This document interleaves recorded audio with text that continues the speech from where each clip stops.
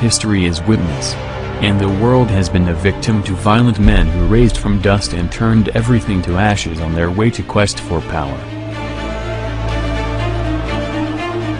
You never know what a silent artistic child and a misfit corporal, Hitler, might become. Or an orphan, like Genghis Khan, will erect a tower of human skulls. Beware, and be very cautious of the underdogs.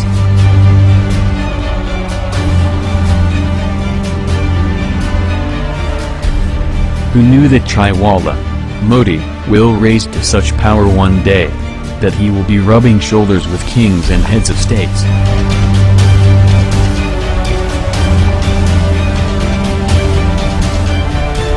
That quaint fellow who was serving tea at a bus terminal in Vadnagar area of northern Gujarat, opening doors for his customers. Silently building up malice against everything which was good, loathing all the haves. Beware of the power deprived. His hunger has no fathom. Unremarkable people like Narendra Modi, with unremarkable past, use the power of envy laced with ambition.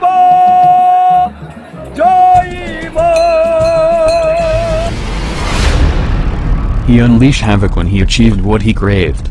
Of course, such an ambition was not a crime, but how much heartache and misery was caused by this ambition, is a question that merits an answer from secular India.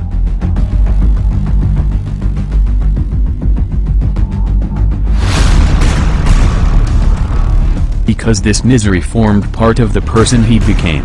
No one knew what atrocities Modi was capable of. Before he executed thousands in throes of power and went as far as to abandoning his life partner. A woman who stood by his side when he was a Chaiwala.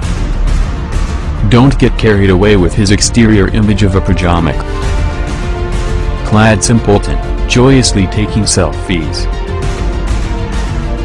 There is an atrocious monster inside him. It is ironic that India, which claims to be the largest secular democracy in the world, has no better person than Modi.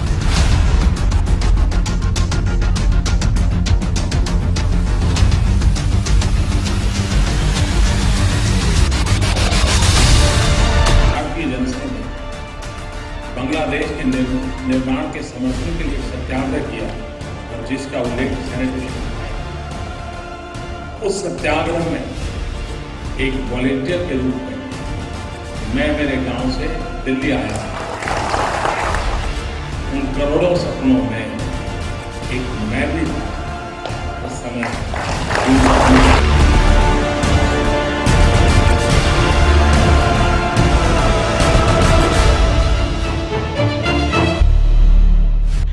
Then you get into the raw, right? The raw story, the research and analysis wing, the Indian intelligence organization. Everybody knows the ISI. They've been demonized. U.S. media have never talked about the raw. R-A-W. Raw deal is what you're going to get from them. And they're into going into Afghanistan, picking up crazies there, Mujahideen, whether they are Taliban fighters, and getting them into Pakistan so that they can essentially wage armed civil war against the Pakistani government. So those guys are terrorists, but not the way you'd normally think. Now the raw leads us then to this world of Hindu terrorism, and this is very, very big. U.S. media never interested in this stuff. The world should not forget connection of RSS, BJP. Both are two sides of one coin. I think Gujarat, when our current Prime Minister was the Chief Minister, he oversaw a pogrom. He presided over a pogrom in which thousands of women were gang raped and murdered on the streets of Gujarat. Involvement of Mohan Bhagawat, chief of the Hindu terrorist organization RSS in Samjhoda Express bombings has already been proved. देश में फैले आतंकवाद में राष्ट्रीय Swayamsevak Sangh RSS प्रमुख मोहन भागवत का नाम पहली बार सीधे तौर पर लिया गया है। Swami Simanand, main RSS terrorist of Samjhoda Express bombings has easily got bailed with the help of strong backing of BJP. The National Investigation Agency will not challenge the bail given to Samjhauta blast accused Swami Simanand. That's what the government has told the Lok Sabha today in response. Today minorities in India, are living under condition of uncertainty and constant fear, due to RSS-backed BJP government. In no time, the fire spread up to the balcony, and on the balcony not a single bench was left. Every bench, every pew was burnt. A Christian family was attacked by Hindu extremists in Rajasthan, India. The one night before, it was everything was there, and morning it is only ashes and all black. Hindu extremists have increased their attacks against the Christian minority in the region. RSS wants complete annihilation of anti-Hindu communities from India. India can never ensure peace with this type of terrorist Prime Minister, Narendra Modi.